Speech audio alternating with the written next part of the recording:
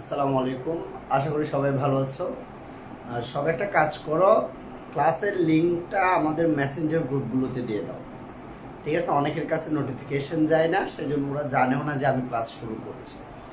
এবং এই মুহূর্তে তোমার যতগুলো ফ্রেন্ডের কথা মনে পড়ছে যারা আমাদের এই কোর্সটা এনরোল করছে, সবাইকে মেনশন করো। আজকে যেহেতু জৈব যুগের প্রথম ক্লাস, হ্যাঁ, তাহলে সবাইকে মেনশন করলে অনেকেই জানে না কিন্তু আমি ক্লাস নিচ্ছি। একদম তুমি এটা 100% শিওর থাকো, আমার এখানে ভর্তিকৃত স্টুডেন্টদের 80% স্টুডেন্ট জানে না আজকে আজাদ ভাইয়া জৈব যুগ শুরু করতেছে। সুতরাং সেজন্য প্রয়োজনে 2-1 মিনিট সময় লাগলেও সবাইকে মেনশন করো।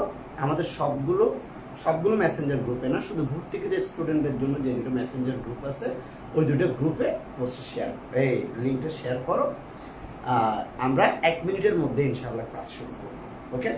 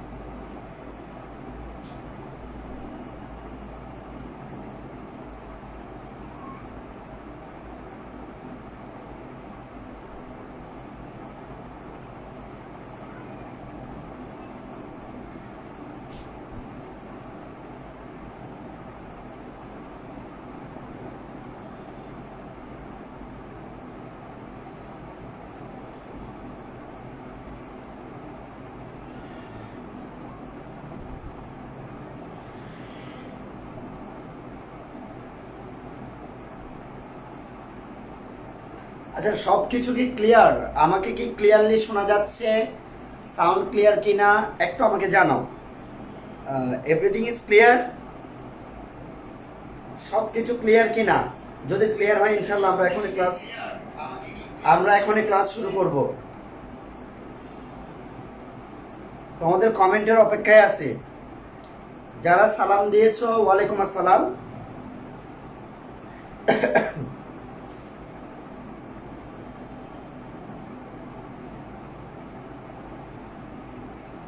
একটু কমেন্টে লিখেন সব কিছু ক্লিয়ার কিনা। অপরান ওরিন লিখছে ক্লিয়ার, রাহাত লিখছে ক্লিয়ার, মারুফা জান্নাত লিখছে ক্লিয়ার। ওকে, কয়েকটা গুরুত্বপূর্ণ কথা বলে ফেলি।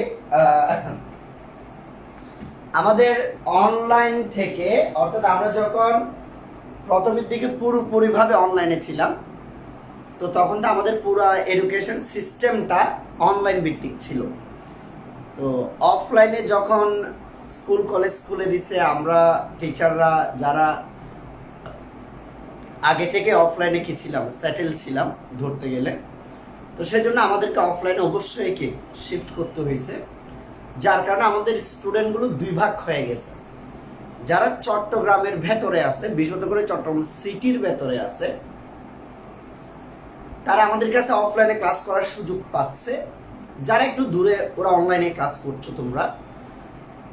আর এর মধ্যে যারা চট্টগ্রাম সিটির বাইরে এবং চট্টগ্রামের বাইরে যারা আছে বিভিন্ন জায়গা থেকে, তো ওরা চাইলে আমাদের সাথে অনলাইন কোর্সে অ্যাড হতে পারবে।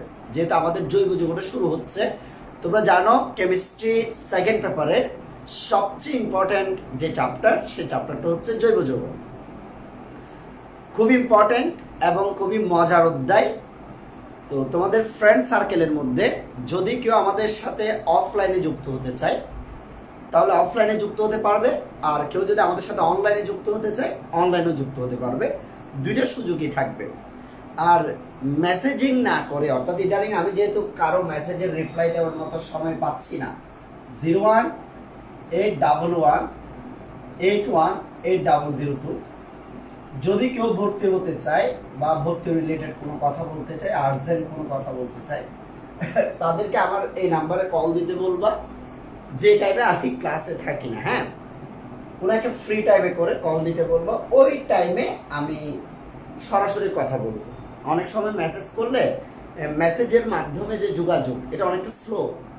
একজন মেসেজ দিছে এক সপ্তাহ আগে, এক সপ্তাহ পরে আমি দেখছি, এরপর আমি আরেকটা কথা বলছি, সে আরও 3 দিন পরে দেখছে, রিপ্লাই হয়েছে আরও অনেক দিন পরে। অনেক স্লো। সেজন্য তোমরা চাইলে মোবাইলে সরাসরি যোগাযোগ করতে পারবে। তো আমরা সরাসরি জৈব যোগে চলে যাচ্ছি। সবাই বিসমিল্লাহির রহমানির রহিম করে আল্লাহর নাম নিয়ে শুরু করো। ইনশাল্লাহ এই চ্যাপ্টারটা আমরা শুরু করতেছি চ্যাপ্টারটাতে বস হওয়ার জন্য, চ্যাপ্টারটাতে নেতৃত্ব দেওয়ার জন্য। ঠিক আছে? এরকম যে এরকম না যে আমরা কোনোভাবে বুঝলাম, বুঝে কোনোভাবে শেষ করলাম, সেরকম না। আমরা খুব ভালো করে শেষ করব এবং আমরা মনে করব যে আমরা যেভাবে শেষ করছি এটাই বেস্ট ওয়ে, এটাই বেস্ট, এর চেয়ে ভালোভাবে আর সম্ভব না। এভাবেই শেষ করতে হবে সবাইকে। আর সবার কাছে রিকোয়েস্ট থাকবে, আমাদের অফলাইন আর অনলাইনের একটা মেজর ডিফারেন্স আমি দেখতে পাচ্ছি। পড়ানোর কোয়ালিটি নিয়ে না, পড়ানোর কোয়ালিটি নিয়ে, এটা হচ্ছে স্টুডেন্ট ধরে রাখার কোয়ালিটির মধ্যে। অফলাইনে যখন কোনো স্টুডেন্ট আমাদের ক্লাসরুমে ঢুকে যায়, সে কিন্তু আর বের হতে পারে না, সে 1 ঘন্টার জন্য হুকড, সে আমাদের সাথে লেগে থাকে। কিন্তু অনলাইনে তোমরা সেই কাজটা করো না। তোমরা করো কি, যে তোমাদের ইচ্ছে হলো এখন ক্লাসের শুরুতে এখন 40-50 জন থাকবা, ক্লাসের শেষ হতে হতে 15-20 জন থাকবা।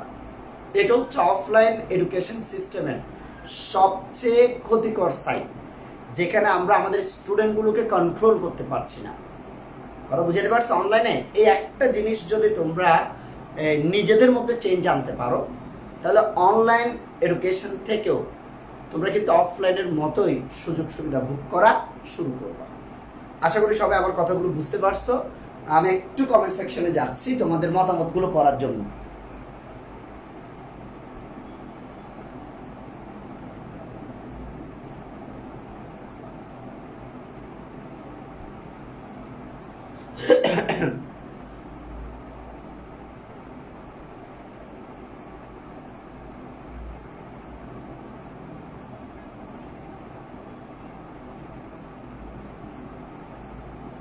একজন লিখছে কালকে তো ইলেকশন চকবাজারে, অফলাইন ক্লাস কি হবে? হ্যাঁ স্যার, অফলাইন ক্লাস হবে, সেটা আমি বলে দিছি। চকবাজার ইলেকশন নিয়ে কিছু হবে না, ওইটা নিয়ে আমি মার্কেটের মালিক, দোকান মালিকদের সাথেও কথা বলে দেখছি এবং পুলিশদের সাথেও কথা বলছি, সব কিছুই স্বাভাবিক থাকবে। সুতরাং তোমরা যারা অফলাইনে ক্লাস করো ওরা অফলাইনেও করতে পারবা, অনলাইনেও করতে পারবা, কোনো সমস্যা নেই। চলো তাহলে আমরা পড়া শুরু করে দিই। আমরা অ্যাকচুয়ালি পড়া শুরু করব দুইটা জিনিস দিয়ে। প্রথম কথা হচ্ছে জৈব যৌগ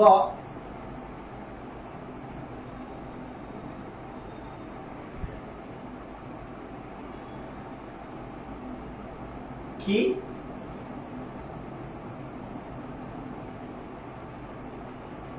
জৈব যৌগ কি, এই প্রশ্নটা, এবং একই সাথে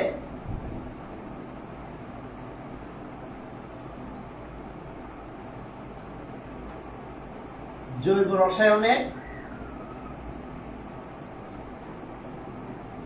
জনক কে, এই দুইটা টার্ম নিয়ে আমি প্রথমে কাজ করব, এরপর আমি ধীরে ধীরে ধীরে ধীরে অন্যান্য কনসেপ্টগুলোর দিকে যাব। প্রথমে খেয়াল করো, আচ্ছা আরেকটা কনসেপ্ট বলে ফেলি, যেটার নাম হচ্ছে vital force theory. Vital force theory. Vital force theory মানে হচ্ছে প্রাণশক্তি মতবাদ। প্রাণশক্তি মতবাদ।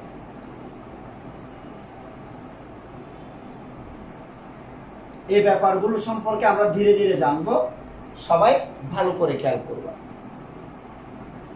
আমরা জানি জৈব যৌগ যেগুলো আছে, সহজ কথায় জীব থেকে যে যৌগগুলো পাওয়া যায় সেগুলো হচ্ছে জৈব যৌগ। লাইক গরুর মাংস জীব থেকে পাওয়া যায়, তাহলে মাছ, মাংস, দুধ, ডিম, লেবু, আখের রস, খেজুর রস, চিনি যেগুলো আছে এগুলো সবগুলোই হচ্ছে জৈব যৌগ। একটা সময় বিজ্ঞানী ভার্জেলিয়াস উনি বিশ্বাস করতেন জৈব যৌগগুলোকে এক রহস্যময় শক্তির প্রভাবে শুধুমাত্র উদ্ভিদ আর প্রাণীর দেহে প্রস্তুত করা সম্ভব। জৈব যৌগগুলোকে কখনো ল্যাবের মধ্যে প্রস্তুত করা সম্ভব না। তার এই চিন্তা ভাবনাটাকে বলা হচ্ছে প্রাণশক্তি মতবাদ বা ভাইটাল ফোর্স থিওরি। তাহলে যদি তুমি আমাকে বলো যে ভাইটাল ফোর্স থিওরি বা প্রাণশক্তি মতবাদের যা ইনফরমেশন সেটা আপনি এক লাইনে বলেন, তাহলে আমি বলবো প্রাণশক্তি মতবাদ হচ্ছে যে মতবাদ বিলিভ করে জৈব যৌগসমূহ এক রহস্যময় শক্তির প্রভাবে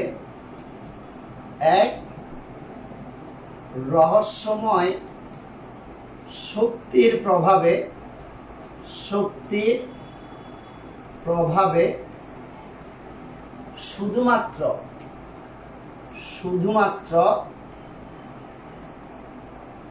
উদ্ভিদ ও প্রাণীর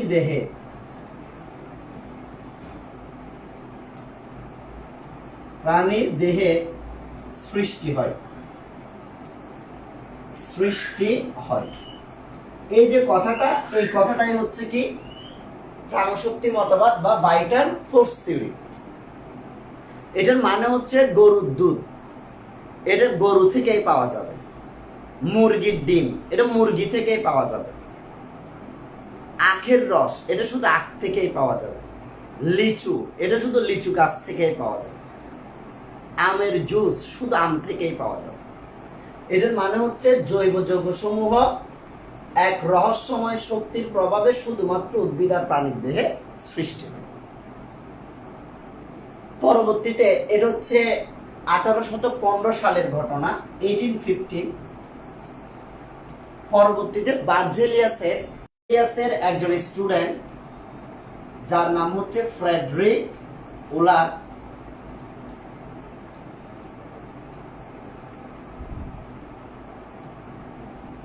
ঘটনাটা হচ্ছে 1828 সালের। দুইটি যৌগ নেন, একটা হচ্ছে অ্যামোনিয়াম ক্লোরাইড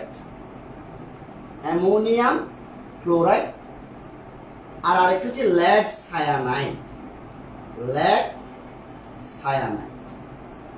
এই অ্যামোনিয়াম ক্লোরাইড আর লেড সায়ানাইডকে একটা পাত্রের মধ্যে নিয়ে তিনি তাপ দেওয়া শুরু করেন।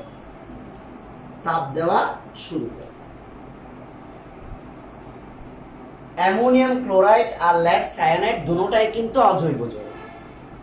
এদেরকে যখন তাপ দেওয়া হয়, তাপ দেওয়ার কিছুক্ষণ পরে তিনি লক্ষ্য করেন যে একটা বিশ্রী দুর্গন্ধ বের হচ্ছে। অনেকটা প্রস্রাবের গন্ধের মতো।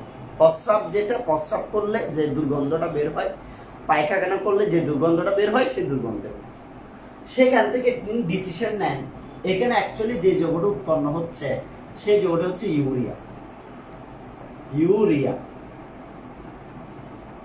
ইউরিয়ার সংকেতটা আমরা আগে থেকে জানি NH2CONH। তাহলে পড়াটা হইল বিজ্ঞানী ফ্রেডরিক উলার 1828 সালে একটা পাত্রের মধ্যে অ্যামোনিয়াম ক্লোরাইড আর লেড সায়ানাইড নিয়ে তাপ দেওয়া শুরু করেন। সে তাপের ফলে ইউরিয়া বা প্রস্রাব বা মূত্রের বিশ্রী দুর্গন্ধ থেকে তিনি বুঝতে পারেন এগুলোর বিক্রিয়ার ফলে ইউরিয়া প্রস্তুত হয়। এবং এটাই হচ্ছে জৈব রসায়নের জগতে ঘটা প্রথম বিক্রিয়া, যে বিক্রিয়ার মাধ্যমে অজৈব যৌগ থেকে আমরা জৈব যৌগ প্রস্তুত করে থাকি। আমি বিক্রিয়া দিয়ে বুঝাবো। আগে এতটুকু পর্যন্ত সবকিছু ক্লিয়ার কিনা আমাকে একটু জানো, আর নেট কোনো ডিস্টার্ব করছে কিনা সেটা আমার জানার দরকার আছে।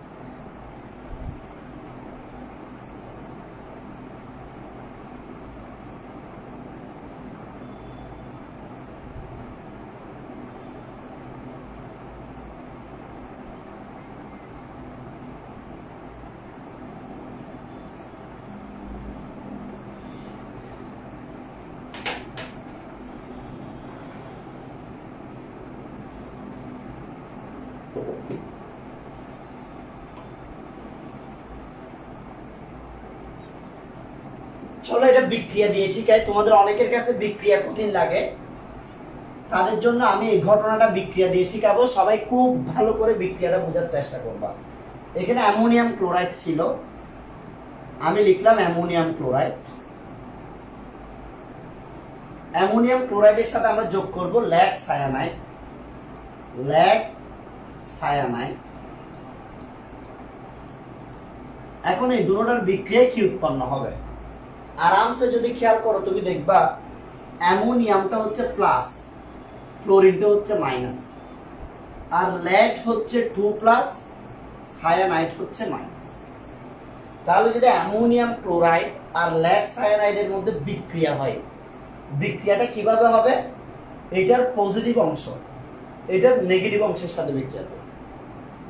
তাহলে অ্যামোনিয়াম প্লাস যদি সায়ানাইডের সাথে বিক্রিয়া করে তাহলে উৎপন্ন হবে অ্যামোনিয়াম সায়ানাইড। এই অ্যামোনিয়াম সায়ানাইড প্লাস এই লেড 2+, এটা ক্লোরিনের সাথে যদি বিক্রিয়া করে উৎপন্ন করবে লেড ক্লোরাইড। তাহলে তুমি একটা জিনিস খেয়াল করো, এই লেড ক্লোরাইডের ক্লোরিন কয়টা আছে? 2টা। তার মানে এটা আমি এটার আগে একটা কি দিয়ে দিলাম? 2 দিয়ে দিলাম। তাহলে পড়াটা হচ্ছে অ্যামোনিয়াম ক্লোরাইড লেড সায়ানাইডের সাথে বিক্রিয়া করে প্রথমে অ্যামোনিয়াম সায়ানাইড আর লেড ক্লোরাইড উৎপন্ন করে। এবং বিক্রিয়াটা সহজ। কেন? কারণ এটার পজিটিভ অংশ এটার নেগেটিভ অংশের সাথে, আর এটার নেগেটিভ অংশ এটার পজিটিভ অংশের সাথে যুক্ত হয়ে অ্যামোনিয়াম সায়ানাইড আর লেড ক্লোরাইড। যে অ্যামোনিয়াম সায়ানাইড উৎপন্ন করে এটা কিন্তু একটা অজৈব যৌগ। খেয়াল করো, অ্যামোনিয়াম সায়ানাইড এটার সকল ধর্ম হচ্ছে অজৈব যৌগ।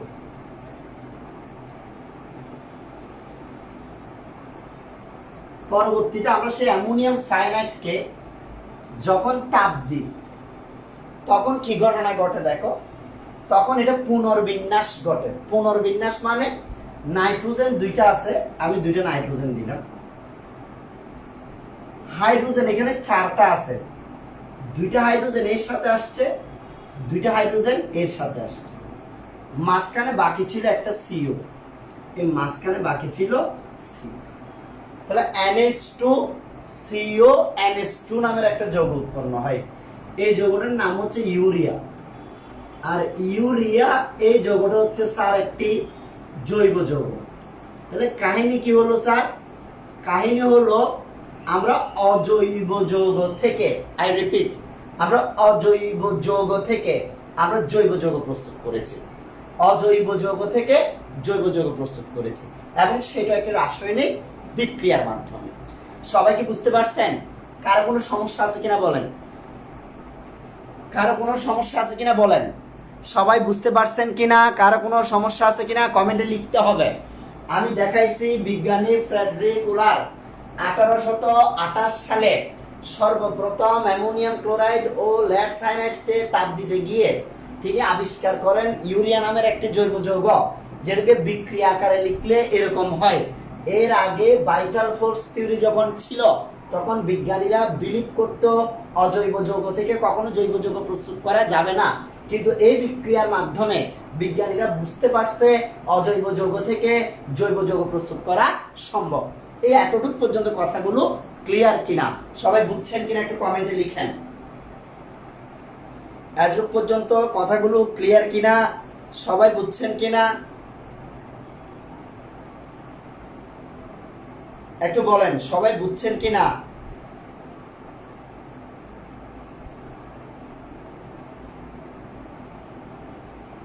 ইসরাত জাহান হিমু লিখছে বুঝছি স্যার, হুমায়রা বিনতে আজাদ লিখছে বুঝছি, মারুফা জান্নাত মিন্নি লিখছে বুঝছি, জান্নাতুল নাইমা মিম লিখছে বুঝছি। ভেরি গুড, ভেরি গুড, সবাই বলতেছে তারা বুঝে গেছে।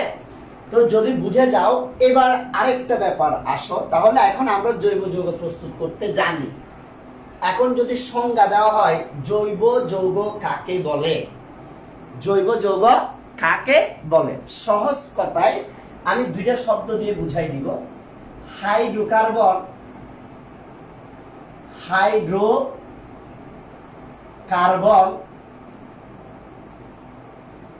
প্লাস হাইড্রোকার্বনের জাতক, হাইড্রোকার্বনের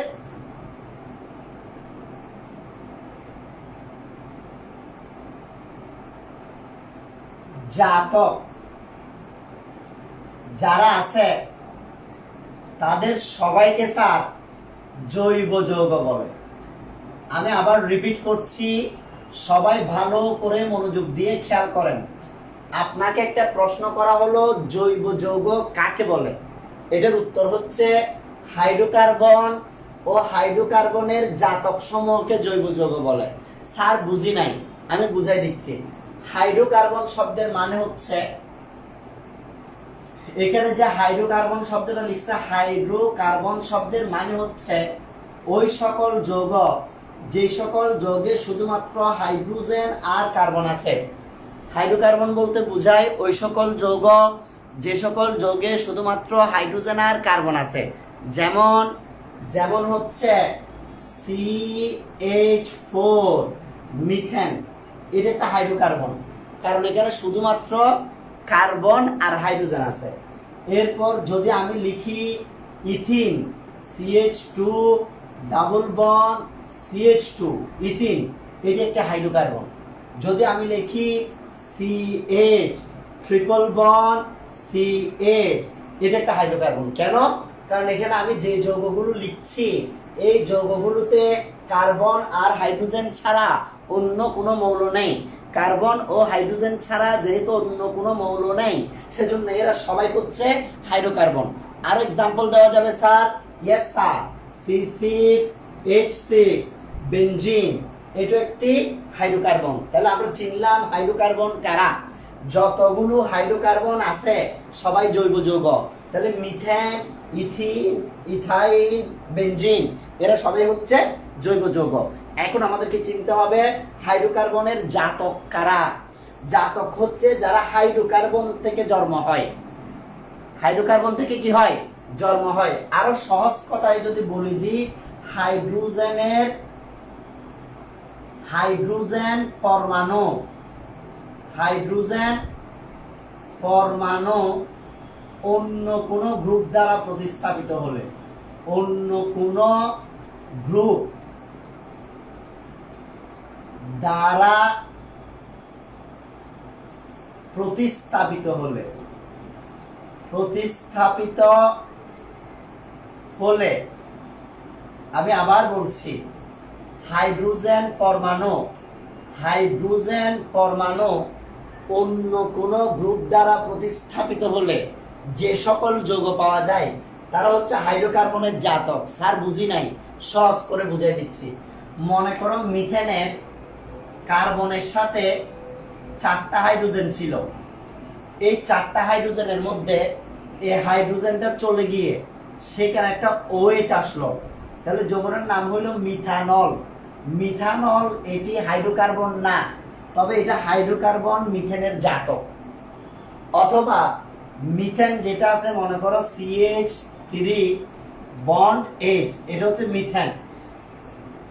এই হাইড্রোজেন পরমাণুটা বাদ দিয়ে সেখানে যদি আমি ক্লোরিন লিখি তাহলে এটার নাম হবে মিথাইল ক্লোরাইড। আমি বলতে পারবো মিথেনের হাইড্রোজেন পরমাণুটি ক্লোরিন দ্বারা প্রতিস্থাপিত হয়েছে, সুতরাং মিথাইল ক্লোরাইড এটা হচ্ছে মিথেনের জাতক।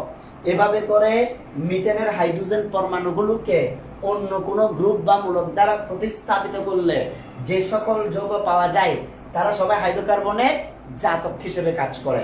আমি আরো কয়েকটা एग्जांपल তোমাদেরকে দিতে চাই। মনে করো এখানে এগুলোর ক্ষেত্রেও সেম দেওয়া যাবে। আমি C6H6 এটার নাম বেনজিন, এই C6H6 এটার নাম কি? বেনজিন।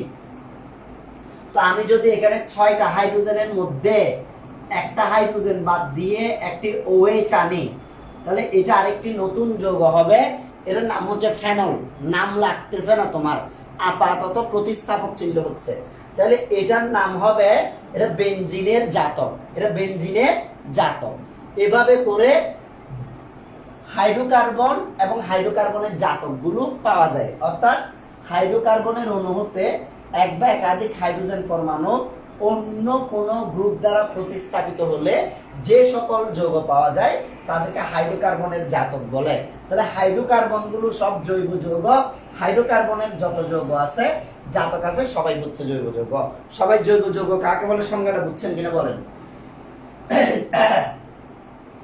জৈব যৌগ কাকে বলে এই সংজ্ঞাটা কি সবাই বুঝতে পারছেন? এটা বুঝতে পারছেন কিনা আমাকে জানাতে হবে স্যার। মহিমা সুলতানা লিখছে বুঝছি, দিহান ইসলাম নাহিদ লিখছে ক্লিয়ার স্যার, ইসরাত জাহান হিমু লিখছে বুঝছি, তামিমা রুমাইমা বলছে বুঝছি, মারওয়া জান্নাত লিখছে বুঝছি, রাত লিখছে আলহামদুলিল্লাহ বুঝছি, ভেরি গুড। এবার আসেন তাহলে আমরা জানলাম হাইড্রোকার্বন, আমরা জানলাম হাইড্রোকার্বনের জাতক এবং এদের সবাইকে কি বলে? জৈব যৌগ বলে। এখন কথা হচ্ছে জৈব যৌগের মধ্যে কোন কোন পরমাণুগুলো থাকে, কোন কোন পরমাণুগুলো দিয়ে জৈব যৌগ গঠিত হয় সেটা মনে রাখার জন্য আমরা শর্টকাট একটা টেকনিক বলছি। টেকনিকটা দেখো, টেকনিকটা হচ্ছে ফিক্স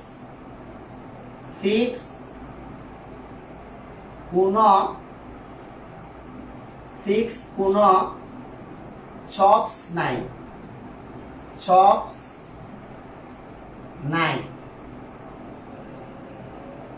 খেয়াল করো, ফিক্স কোন চপস নাই। এখানে পড়াশোনা কি কি আছে স্যার? চলো পড়াশোনা কি কি আছে সেটা শেখানোর চেষ্টা করি। প্রথম কথা হচ্ছে এফ যেটা আছে, এফ দিয়ে হচ্ছে ফ্লোরিন, আই যেটা আছে আই দিয়ে হচ্ছে আয়োডিন, এক্স যেটা এক্স মানে হচ্ছে হ্যালোজেন, তাহলে ফ্লোরিন আয়োডিন চলে গেলে ক্লোরিন আর ব্রোমিন আছে। এরপর সি দিয়ে হচ্ছে carbon, hydrogen, oxygen, phosphorus, sulphur, নাই দিয়ে হচ্ছে নাইট্রোজেন স্যার, নাইট্রোজেন। তাহলে আমরা দেখতে পাচ্ছি যে জৈব যৌগের মধ্যে মোস্টলি 100% জৈব যৌগের মধ্যে কার্বন থাকবে, 100% জৈব যৌগের মধ্যে কার্বন থাকবে। প্রায় 90% এর কাছাকাছি যৌগে কার্বনের সাথে অবশ্যই হাইড্রোজেন থাকবে। এবং বাদ বাকি যৌগগুলোতে কার্বন হাইড্রোজেন ছাড়াও তাদের সাথে যুক্ত থাকতে পারে fluorine, iodine, halogen, hydrogen, hydrogen তো লাগতেছে না, অক্সিজেন, নাইট্রোজেন, সালফার, ফসফরাস এরও কিন্তু কি থাকতে পারে, যুক্ত থাকতে পারে। সবাই বুঝছেন কিনা বলেন? জৈব যৌগে কোন কোন পরমাণুগুলো যুক্ত থাকে? জৈব যৌগে কার্বনের সাথে কোন কোন পরমাণুগুলো যুক্ত থাকে আমরা সবাই বুঝতে পারছি কিনা বলেন? জৈব যৌগে কার্বন পরমাণুর সাথে কোন কোন পরমাণুগুলো যুক্ত থাকে? একজন লিখছে ক্যাপশনে ক্লাস নাম্বারটা দিয়ে দিতে, অবশ্যই ক্লাস নাম্বার দিয়ে দিব। তোমরা যারা আছো রাহাত বা অর্ক, তোমরা একটা কাজ করিও, জৈব যৌগের ক্লাসের সিরিয়ালগুলোর একটা ক্লাস লিংক দিয়ে দিও, তাহলে সবার খুঁজে বের করতে সুবিধা হবে। আমি অবশ্যই উপরে ক্লাস জৈব যৌগ লেকচার 1 লিখে দিব ইনশাআল্লাহ।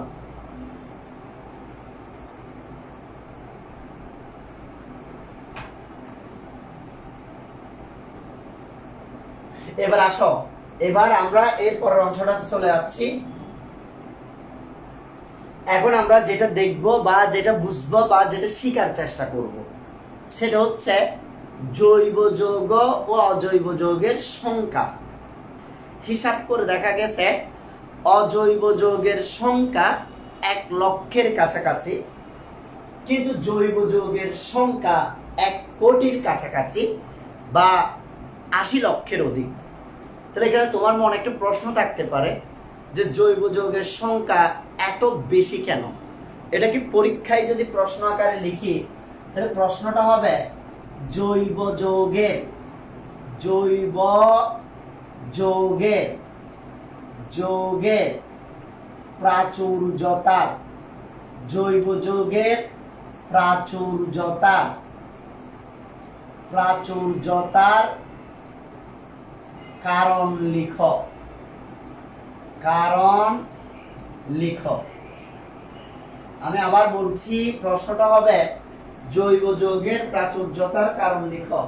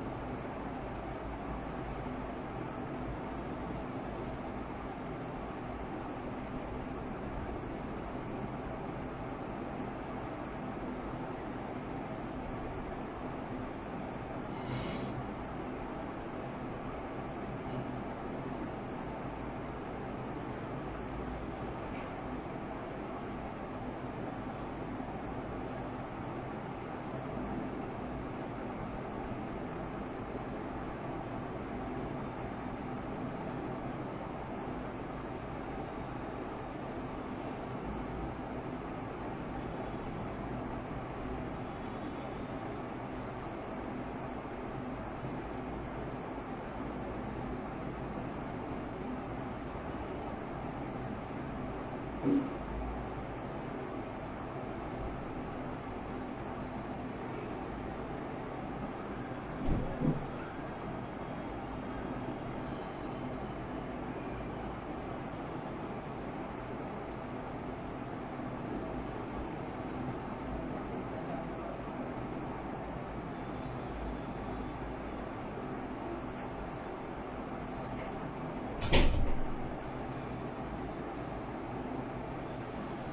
আমরা তাহলে যে প্রশ্নটা নিয়ে আলোচনা করব এটার নাম হচ্ছে জৈব যৌগের প্রাচুর্যতার কারণ কি। হ্যাঁ,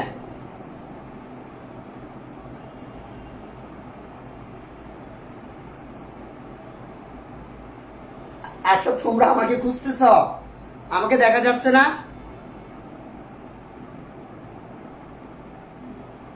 আমাকে দেখা যাচ্ছে না? হ্যালো এভরিওয়ান, দেখা যাচ্ছে?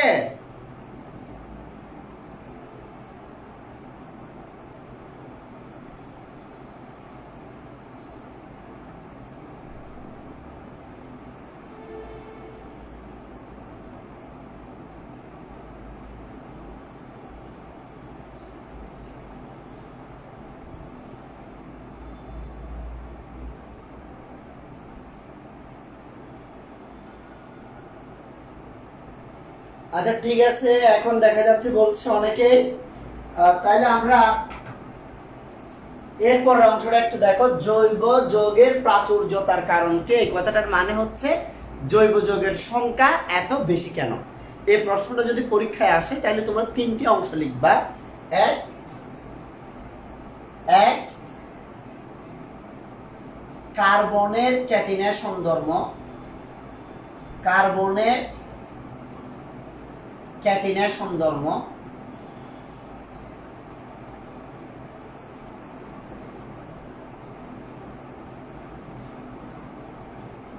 দুই,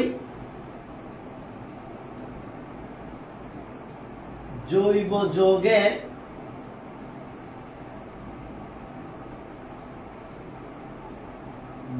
যৌগের সমানুতা ধর্ম। এবং 3 নাম্বার হচ্ছে পলিমারকরণ ধর্ম।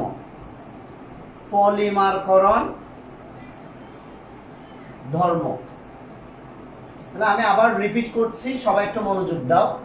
প্রশ্নটা ছিল জৈব যৌগের প্রাচুর্যতার কারণ লিখো।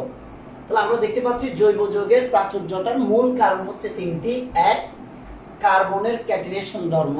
দুই, জৈব যৌগের সমানুতা ধর্ম। তিন, পলিমারকরণ ধর্ম। আমরা একে একে সবগুলো ধর্ম সম্পর্কে জানব। প্রথমে 1 নাম্বার, আসলে ক্যাটিনেশন বলতে কি বোঝায়? ক্যাটিনেশন এটা বলতে কি বোঝায়, এই কনসেপ্টটা আমি একটু ক্লিয়ার করতে চাই। মনে করো আমার কাছে একটা অক্সিজেন পরমাণু আছে, তাহলে এরকম একটা অক্সিজেন পরমাণু আরেকটি অক্সিজেন পরমাণুর সাথে যুক্ত হলো, এরকম আরেকটি অক্সিজেন পরমাণু আরেকটি অক্সিজেন পরমাণুর সাথে যুক্ত হলো। এইভাবে একই মৌলে অনেকগুলো পরমাণু যখন পরস্পরের সাথে যুক্ত হতে পারে, যুক্ত হওয়ার যে ধর্ম, এই ধর্মটার নাম হচ্ছে তার ক্যাটিনেশন ধর্ম। আমি আবার বলছি, একই মৌলে অনেকগুলো পরমাণু,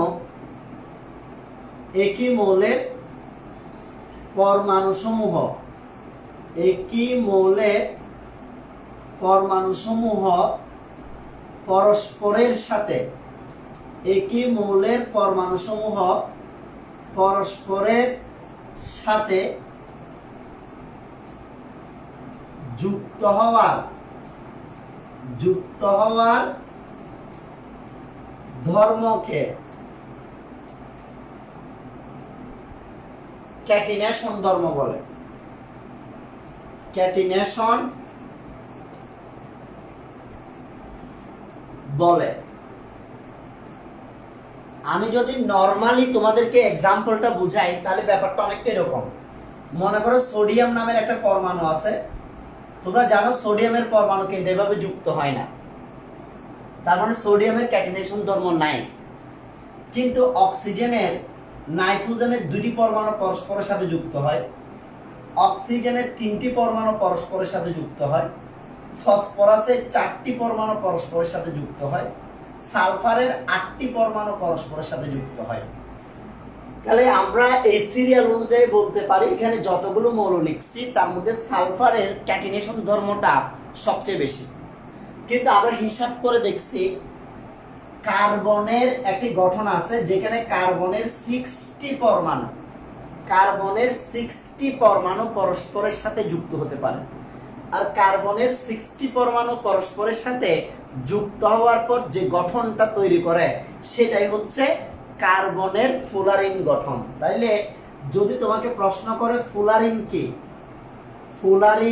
কি, তাহলে তুমি এটার উত্তর দিবা কার্বনের 60 পরমাণু পরস্পরের সাথে যুক্ত হতে পারার যে ধর্ম, এই ধর্মটার নাম হচ্ছে ক্যাটিনেশন ধর্ম। 60 পরমাণু পরস্পরের সাথে যুক্ত হয়ে যে গঠনটা তৈরি করে সেটার নাম হচ্ছে ফুলারিন। তোমাদের কাছে একটি ছোট প্রশ্ন করতেছি, দেখি প্রশ্নটার উত্তর দাও। কার্বনের ক্যাটিনেশন ধর্ম তো সবচেয়ে বেশি তোমরা দেখতেই পাচ্ছ, কারণ কার্বনের 60 পরমাণু পরস্পরের সাথে যুক্ত হতে পারে। তোমাদের কাছে আমার প্রশ্ন, ফুলারিনে যদি কার্বনের 60 পরমাণু পরস্পরের সাথে যুক্ত থাকে তাহলে ফুলারিনের আণবিক ভর কত? আই রিপিট, ফুলারিনের আণবিক ভর কত? এই প্রশ্নটার উত্তর কমেন্টে লিখো। ফুলারিনের আণবিক ভর কত? এই প্রশ্নটার উত্তর কমেন্টে লিখেন সবাই। ফুলারিনের আণবিক ভর কত? দেখি কমেন্টে লিখেন সবাই।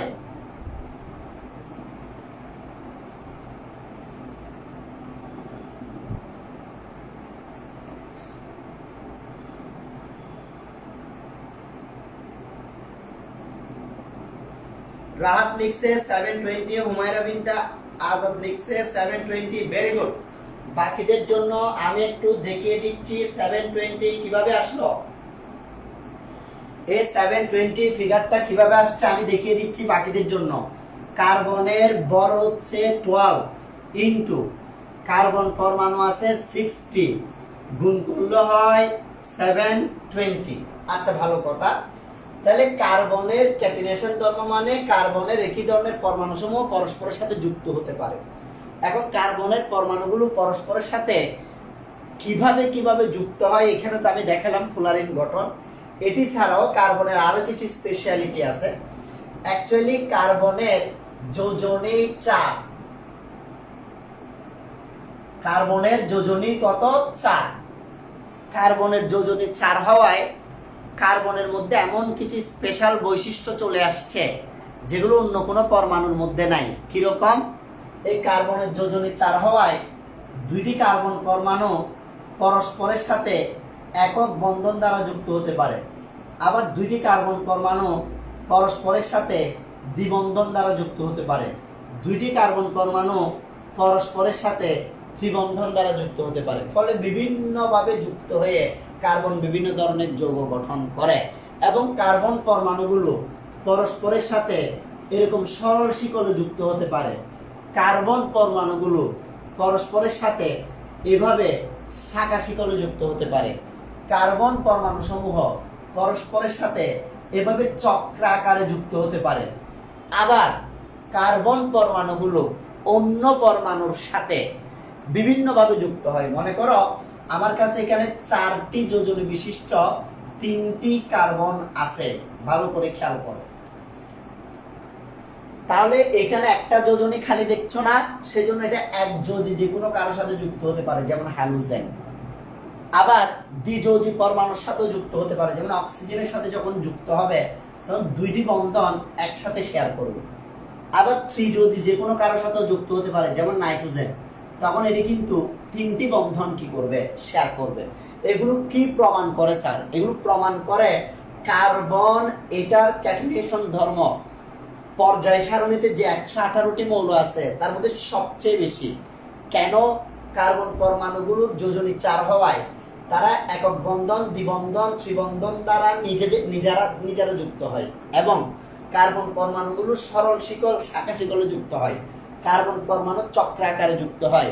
কার্বন পরমাণু অন্য পরমাণুর সাথে একযোজী, দ্বিযোজী, ত্রিযোজী পরমাণুর সাথে যুক্ত হতে পারে। এই সকল কারণে কি ঘটনা ঘটছে স্যার? এই সকল কারণে এই ঘটনাটা ঘটছে, একই মৌলের পরমাণু সহ পরস্পরের সাথে যুক্ত হতে পারছে, ফলে কার্বনের কেটিনেশন ধর্মের কারণে প্রকৃতিতে জৈব যৌগের সংখ্যা প্রতিনিয়ত বৃদ্ধি পাচ্ছে। সবার কাছে প্রশ্ন, আমাদের 1 নাম্বার টার্মটা আপনারা বুঝতে পারছেন কিনা কমেন্টে লিখবেন। আপনারা যদি 1 নাম্বার টার্মটা বুঝে যান, তাহলে আমরা জৈব যৌগের সমানতা এই সেকেন্ড টার্মটা নিয়ে আলোচনা শুরু করব। দেখি সবাই একটু কমেন্টে লিখেন, সবাই একটু কমেন্টে লিখেন আপনারা 1 নাম্বার পয়েন্ট বা 1 নাম্বার টার্মটা সবাই বুঝতে পারছেন কিনা।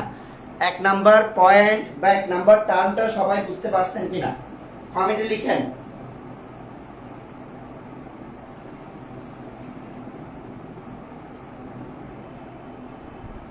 এক নাম্বার পয়েন্ট বা 1 নাম্বার টার্মটা সবাই বুঝতে পারছেন কিনা কমেন্টে লিখেন।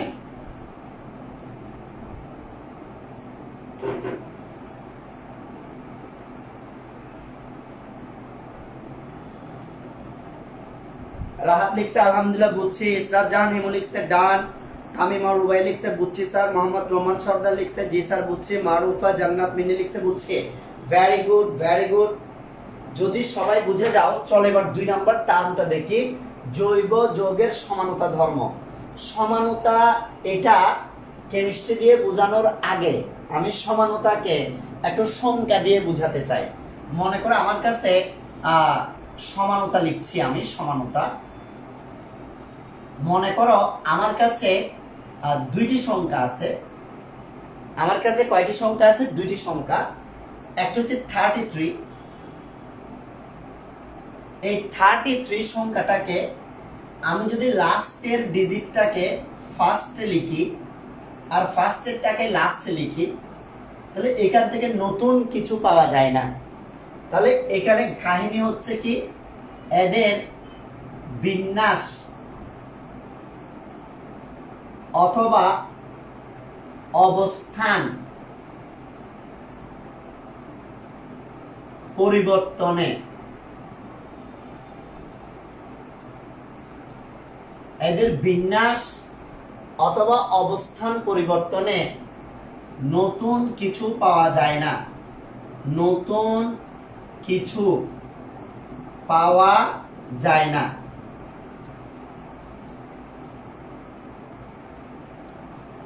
এটা হচ্ছে কি স্যার?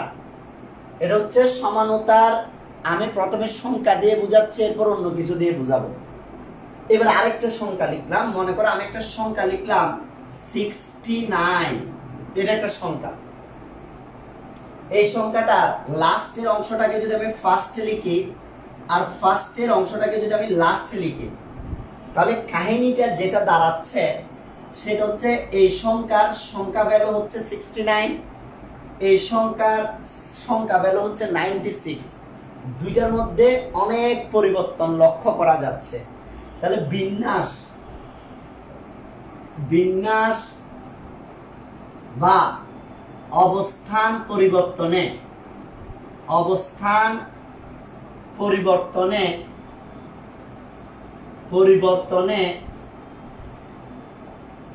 নতুন কিছু পাওয়া যায়, নতুন কিছু পাওয়া যায়। আরামসে ভালো করে খেয়াল করবেন স্যার, শুধু খেয়াল করলে হবে না, অনেক ভালো করে খেয়াল করতে হবে। তাহলে এখানে নতুন কিছু পাওয়া যায় না আর এখানে নতুন কিছু পাওয়া যায়। ঠিক সেম ভাবে জৈব যৌগ আর অজৈব যৌগের ক্ষেত্রে এই ঘটনাটা ঘটে। কেমনে স্যার? চলো লজিক দিই। মনে করো আমার কাছে H2O, এটা পানি আছে, তো H2O কে আমি একটু চেঞ্জ করে দিলাম, আমি প্রথমের হাইড্রোজেনটাকে লাস্টে দিলাম, তাহলে এটা হলো H bond O bond H। তাহলে এটাও তো পানি, আমি প্রথমে হাইড্রোজেনটাকে লাস্টে দিলাম OH2, তাও তো পানি। তাহলে আমি কি করেছি? আমি বিন্যাস বা অবস্থান পরিবর্তন করেছি অজৈব যৌগের ক্ষেত্রে, কিন্তু নতুন কিছু পাওয়া যায় নাই। অজৈব যৌগের ক্ষেত্রে বিন্যাস বা অবস্থান পরিবর্তন করলেও নতুন কিছু পাওয়া যায় না, অজৈব যৌগের ক্ষেত্রে বিন্যাস বা অবস্থান পরিবর্তন করলেও নতুন কিছু পাওয়া যায় না। চলো এবার জৈব যৌগের ক্ষেত্রে ব্যাপারটা দেখি। জৈব যৌগের ক্ষেত্রে কাহিনীটা কি হচ্ছে স্যার? জৈব যৌগের ক্ষেত্রে যেটা হচ্ছে, মনে করো আমার কাছে এরকম একটা আণবিক সংকেত ছিল C2H6O, একটা আণবিক সংকেত। এই আণবিক সংকেতকে আমি গাঠনিক সংকেত লিখলাম CH3CH2OH। তোমরা জানো CH3CH2OH এই যৌগের নাম হচ্ছে স্যার অ্যালকোহল। এই যৌগের নাম কি স্যার? অ্যালকোহল।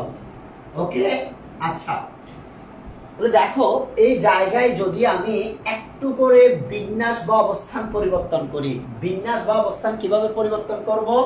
অক্সিজেনটাকে মাঝখানে রাখলাম, রেখে কার্বন ছিল দুইটিকে দুই পাশে দিছি, হাইড্রোজেন ছিল 6টি, প্রথমে দিছি 3টি, লাস্টে দিছি 3টি।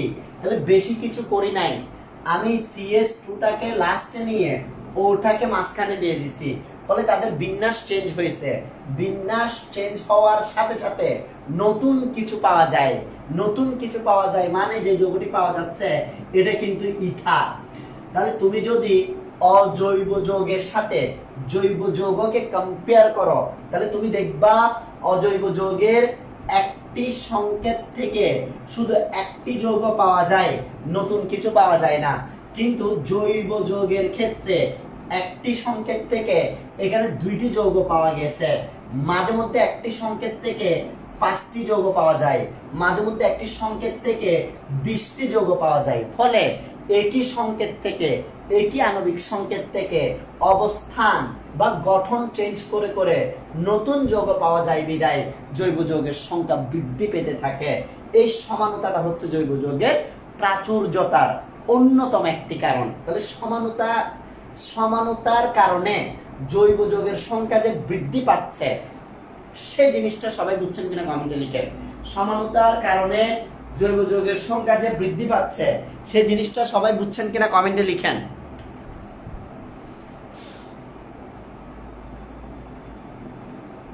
সমানতার কারণে জৈব যৌগের সংখ্যা যে বৃদ্ধি পাচ্ছে সেটা সবাই বুঝছেন কিনা কমেন্টে লিখেন।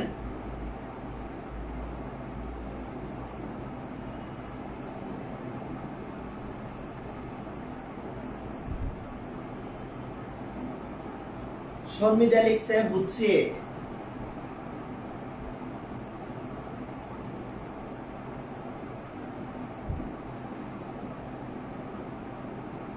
হুমায়রা বিনতে আজাদ লিখছে ওয়ান্ডারফুলি কম্প্রিহেন্ডেড।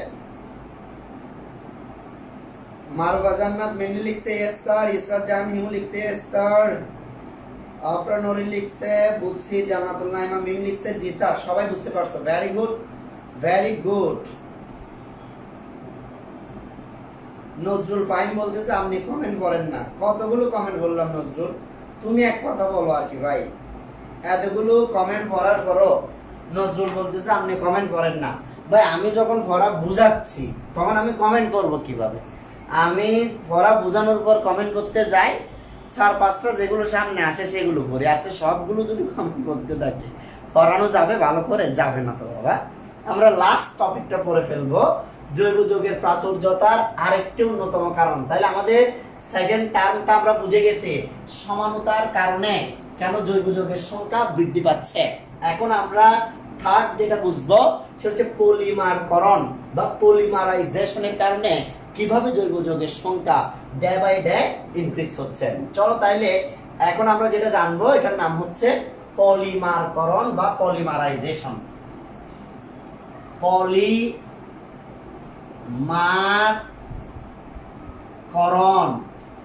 সবাই ভালো করে শব্দটার দিকে খেয়াল দাও। পলিমারকরণকে যদি আমি 3 ভাগে ভাগ করি তাহলে এখানে 3টি অংশ পাচ্ছি। 1 নম্বরে পাচ্ছি পলি। এই পলি শব্দের মানে হচ্ছে স্যার বহু। মার মানে হচ্ছে অণু। করণ মানে হচ্ছে স্যার একত্রিতকরণ। একত্রিতকরণ, তাহলে পড়াটা দাঁড়ালো এরকম, পলিমারকরণ শব্দের মানে হচ্ছে বহু অণু একত্রিতকরণ। আমি আবার রিপিট করছি, পলিমারকরণ শব্দের মানে হচ্ছে বহু অণু একত্রিতকরণ। বহু অণুকে একত্রিত করার ফলে যদি নতুন কিছু পাওয়া যায় তাহলে সেটা হচ্ছে পলিমারকরণ বা পলিমারকরণ প্রসেস। চলো অজৈব যৌগ আর জৈব যৌগের মধ্যে কম্পেয়ার করলে তুমি বুঝতে পারবা। মনে করো আমার কাছে এটা একটা পাত্র, এই পাত্রের মধ্যে অজৈব যৌগ হিসেবে এখানে আমি অনেকগুলো পানি রাখলাম। এখানে অজৈব যৌগ হিসেবে আমি অনেকগুলো কি রাখলাম, H2O পানির অণু। আরামসে ভালো করে বুঝো, মানে অজৈব যৌগের সংখ্যা বাড়ছে না, কিন্তু জৈব যৌগের সংখ্যা বাড়ছে কেন? পানির অণুগুলোকে আমি এভাবে তাপ দেওয়া শুরু করব। তোমরা সবাই জানো পানি এখানে বর্তমানে লিকুইড অবস্থায় আছে, তাপ দিলে পানির অণুগুলো পরস্পর থেকে আলাদা হয়ে যায়, আলাদা হয়ে VAP ভ্যাপর বা বাষ্প তৈরি করে। তাহলে আমরা দেখলাম এখানে পানি কিন্তু বাষ্পীভূত হওয়ার পরও পানি আছে, নতুন কিছু তৈরি হয় নাই। তাহলে অনেকগুলো অণু, অজৈব যৌগের ক্ষেত্রে অনেকগুলো অণু একত্রিত করে,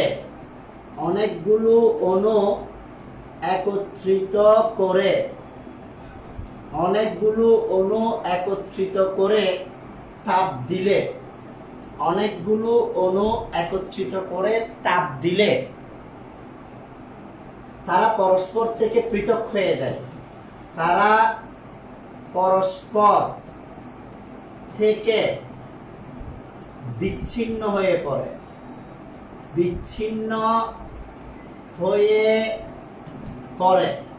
অজৈব যৌগের ক্ষেত্রে। এবং একই সাথে নতুন কিছু সৃষ্টি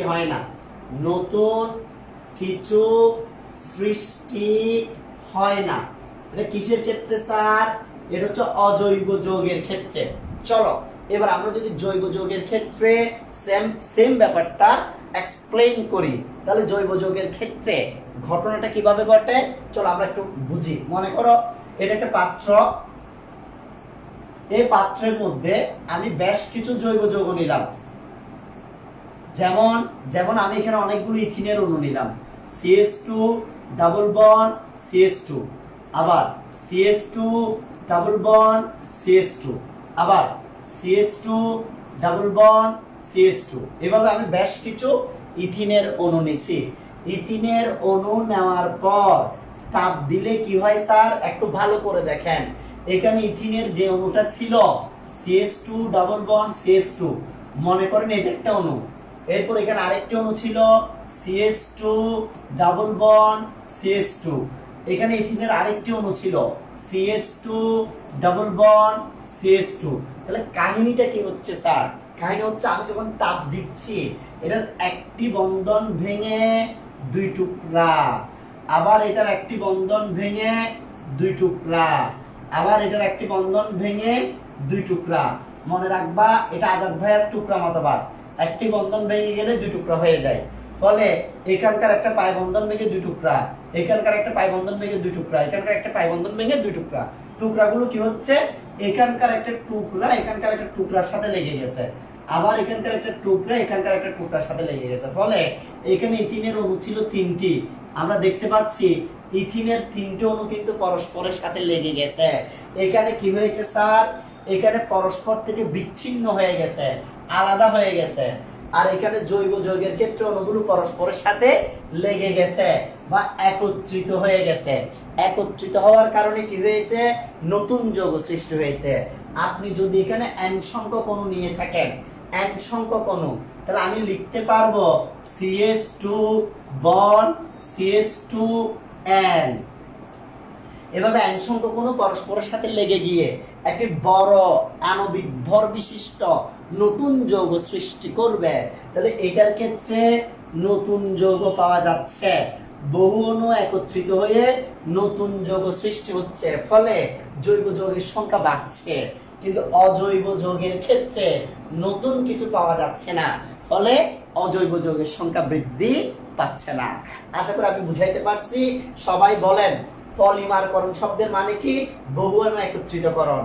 বহুন একত্রিতকরণ কি জৈব যৌগের ক্ষেত্রে হয় নাকি অজৈব যৌগের ক্ষেত্রে? জৈব যৌগের ক্ষেত্রে বেশি হয়। কিভাবে? জৈব যৌগকে তাপ দিলে অণুগুলোর পাই বন্ধনগুলো ভেঙে দুই টুকরা হয়ে যায়, বলে একটি অণু আরেকটি অণুর সাথে লেগে যায়, তার সাথে আরেকটি অণু লেগে যায়।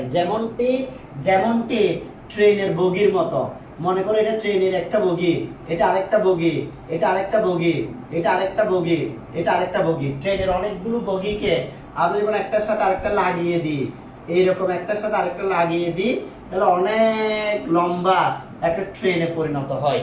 ঠিক সেম ভাবে এরকম অনেকগুলো ইথিনের অণু পরস্পরের সাথে যুক্ত হয়ে বৃহৎ আণবিক ভর বিশিষ্ট একটি অণু তৈরি করে, যার নাম হচ্ছে পলিথিন। ইথিন থেকে তৈরি হয়েছে বিদায় এটার নাম হয়ে গেছে পলিথিন। এই প্রসেসটার নাম কি? পলিমারকরণ। পলিমারকরণ এটি জৈব যৌগের প্রাচুর্যতার কারণ কি? কারণ এই প্রসেসে নতুন যৌগ সৃষ্টি হচ্ছে। যে প্রসেসে নতুন যৌগ সৃষ্টি হয়, নতুন নতুন জিনিস পাওয়া যায়, সেটাই তো প্রাচুর্যতার কারণ। স্যার সবাই বুঝছেন কিনা কমেন্টে লিখেন। সবাই বুঝছেন কিনা কমেন্টে লিখেন। সবাই কি বুঝতে পারছেন স্যার? সবাই কি বুঝতে পারছেন? সবাই বুঝতে পারছেন কিনা ভালো করে বলতে হবে। সবাই ভালো করে বুঝতে পারছেন কিনা বলতে হবে।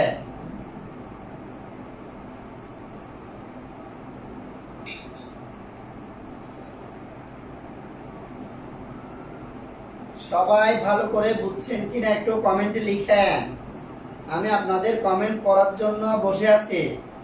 ইসরাত জান হিমু লিখছে বুঝছি স্যার, নজরুল ভাই লিখছে বুঝছি, অপ্রাণরী লিখছে ভালো করে বুঝছি, জান্নাতুল নাইমা মিম লিখছে জি স্যার বুঝছি, সাজ্জাদ হোসেন লিখছে আলহামদুলিল্লাহ জাযাকাল্লাহ খাইরান বুঝছি। আচ্ছা ঠিক আছে, ওকে। তাহলে আমাদের আজকের ক্লাসটা এতটুকু পর্যন্ত থাকুক। ইনশাআল্লাহ আমাদের নিয়মিত ক্লাস হবে। আর তোমাদের আজকে কিন্তু ইন্টিগ্রেশন ক্লাস আছে রাত 9:30টায়, জুমে নিব ক্লাসটা। এরপর আগামী 10 দিনে ইন্টিগ্রেশন শেষ। আগামী 10 দিন টানা ক্লাস নিব, প্রতিদিন ক্লাস, 10 ক্লাস ইন্টিগ্রেশন শেষ। তারপর নতুন কাজ কাম শুরু হবে। সেই পর্যন্ত সবাই ভালো থাকবা। আল্লাহ হাফেজ।